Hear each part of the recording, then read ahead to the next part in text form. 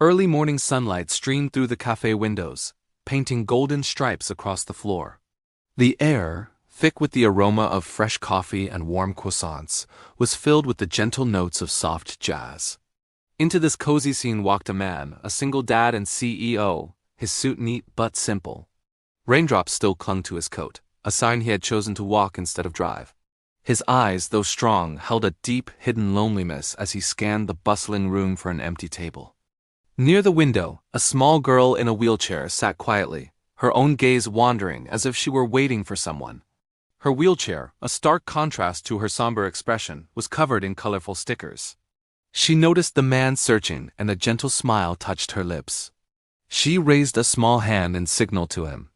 As he approached, her voice, soft and filled with an innocence that felt like a forgotten melody, reached him. "I saved this seat for you." He stopped, surprised. It had been a long time since anyone had done something so simple, so kind for him. He walked over slowly and she pointed to the empty chair beside her. He sat down, a grateful smile forming on his face. Their eyes met for the first time, a moment of quiet understanding passing between them. The girl introduced herself as Mia. She explained she was waiting for her mother, who was running late. She loved coming to cafes, she said, just to watch people. He placed his coffee cup on the table, the light catching the military-style watch on his wrist. Mia, with the unfiltered honesty of a child, looked at him and asked, "Why do you seem sad today?" He hesitated for a moment, then found himself admitting he missed someone. She nodded, her young eyes holding a wisdom that suggested she understood pain all too well. An image flashed in his mind, him holding his baby daughter years ago, a time filled with a joy that now felt distant. Mia's voice brought him back. "I like talking to strangers who feel lonely," she said. A soft laugh escaped him, the first in what felt like weeks. Across the cafe, other customers glanced over, their faces softening at the sweet, unlikely pairing. Mia tried to adjust her position, her small hands struggling with the wheel. He instinctively leaned over and helped her, his movements gentle and sure. "You look like someone who protects people," she observed. He nodded slightly. He used to protect his team, his squad. "Is being a CEO hard?" she asked. He thought for a moment. "Leading a company," he replied, "feels a lot like leading a squad."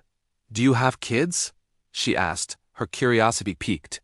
"Yes," he said, his voice softening. "A daughter about your age." A memory of a warm hug, his daughter's small arms wrapped around his neck, filled his mind. Mia's eyes brightened. She loved stories about fathers. "Where is she?" she asked innocently. His smile faded. "She lives with her mother," he said quietly. Mia's gaze fell, a silent wave of sympathy washing over her. She then shared her own story, how she had lost her father in an accident. He listened, his heart aching for her, recognizing a fellow traveler on the path of loss. Two lonely souls, one young and one grown, had found a moment of connection. As if on cue, a waiter brought a chocolate milkshake to their table, a special order from Mia's mother who was stuck in traffic. Mia insisted he share it with her, pushing the tall glass towards him. He couldn't help but laugh and accept. For a moment, they were just two friends sharing a treat, smiles lighting up both their faces. But the peaceful moment was shattered. A boy from another table pointed at Mia and made a cruel remark about her wheelchair. Instantly, the CEO was on his feet. The quiet man was gone, replaced by the protective veteran. He approached the boy, his voice low but firm, and told him to apologize.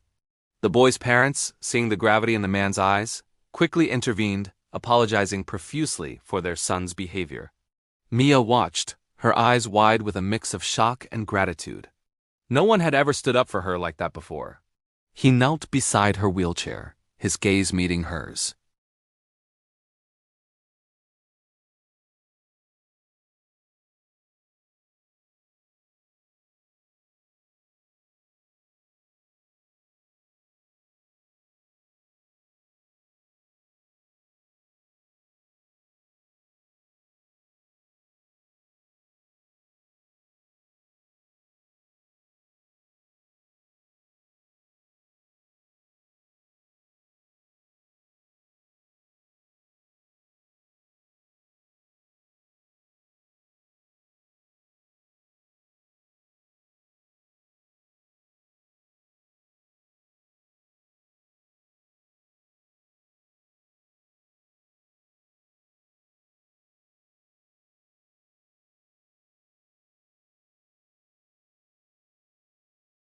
Just then, the rain stopped, and a brilliant ray of sunlight broke through the clouds, illuminating her face.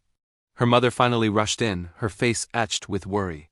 She started to thank him profusely for staying with Mia. The little girl, however, wasn't ready to let go. She held his hand tightly, her small fingers clinging to his. He promised to stay until her mother was ready to leave for Mia's therapy appointment. "Will you come again?" Mia asked, her voice small but hopeful.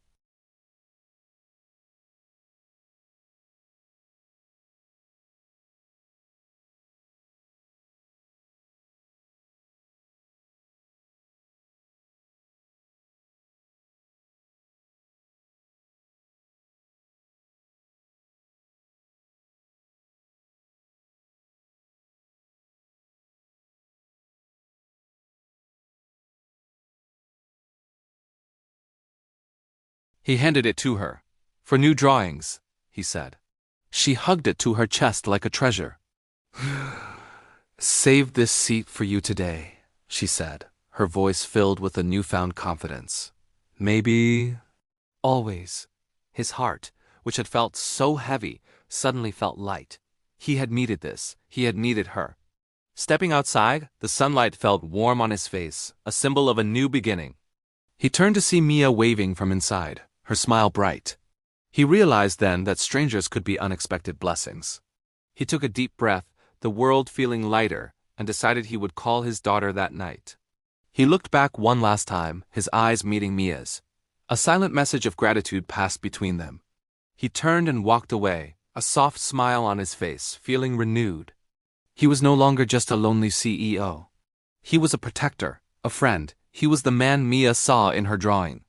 Inside, Mia's mother placed a grateful hand on her shoulder as her daughter began to sketch happily in her new book.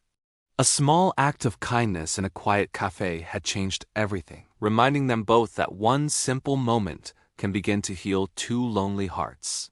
Friends, if this story touched your heart, please like and share this video. And don't forget to subscribe to Kindness Quest for more heartwarming stories. Thank you for watching.